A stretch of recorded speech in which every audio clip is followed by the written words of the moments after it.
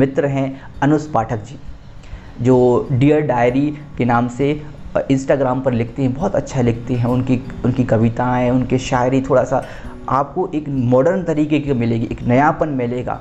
तो मैं चाहता हूं कि एक बार ज़रूर आप विज़िट कर लें। एक कविता लिखी है पापा के ऊपर, जो मैं आपको सुना रहा हूँ।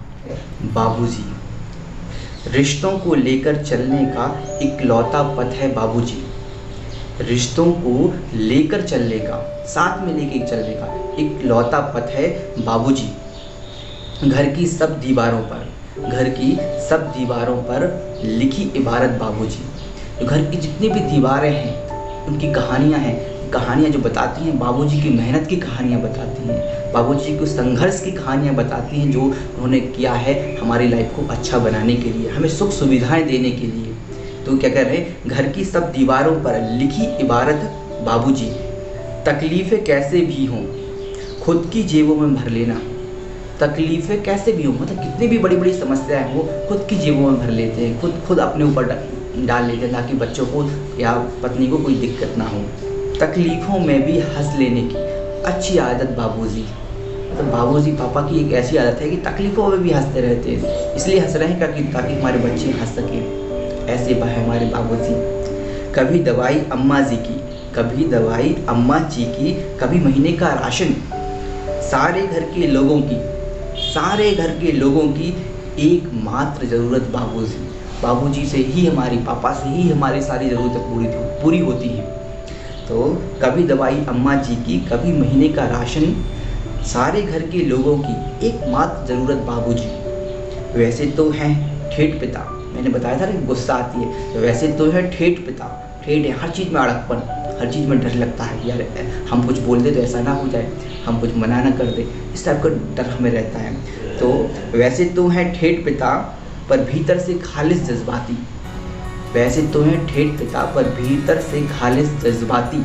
मतलब क्या है, बाहर से तो बहुत कड़क दिख रहे हैं, अंदर से उतने ही सॉफ्ट रहते हैं। उनको भी लगता है कि आप जाके उनके गले लगो, उनको भी लगता है कि आप उनके साथ सेल्फी लो, जैसे मामा के साथ सेल्फी लेते हो, उनके साथ भी एक सेल्फी लो, उनके साथ भी एक फ़ोटोशूट कराओ, उनके साथ भी घूमने जाओ, उनको भी अपने साथ घूमने ले जाओ, क्योंकि उनकी भी अंदर से बहुत सारी भावनाएं।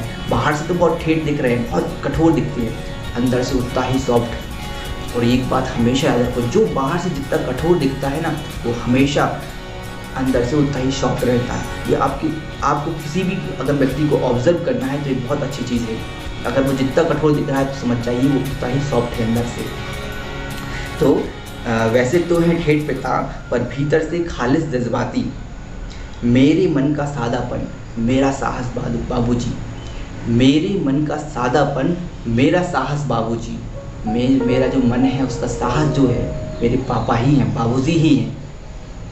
उजियारा है जिससे घर में वो दीपक है बाबूजी। मतलब वो दीपक जिससे घर में उजियारा है वो कौन है, बाबूजी ही हैं। वो इकोनॉमिक चीज़ जो सपोर्ट है हमें मिल रहा है, हमारे घर का राशन पानी चल रहा है, वो बाबूजी हैं। लेकिन अब मामा भी हो सकती है, ऐसा नहीं है। लेकिन अगर आपके घर में पापा है तो पापा है, मामा है तो मम्मा है, ठीक है। उजियारा है जिससे घर में वो दीपक है बाबूजी। हम भाई बहन सब दीवारें। हम जो भाई बहन है ना, ये सब दीवारें हैं घर की छत है बाबूजी।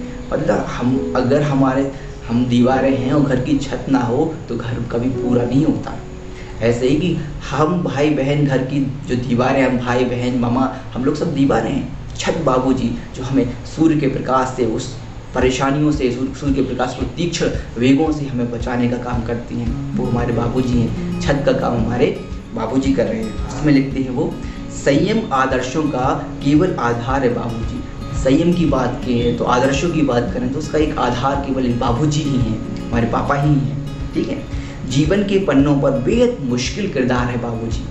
और जीवन के हमारे जो पन्ने हैं, हमारी जो लाइफ है, उसका सबसे मुश्किल जो किरदार है वो बाबूजी ही हैं, हमारे पापा ही हैं।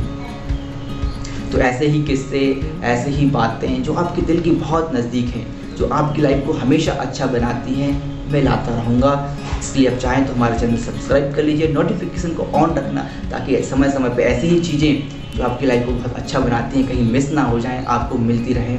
Okay, thank you.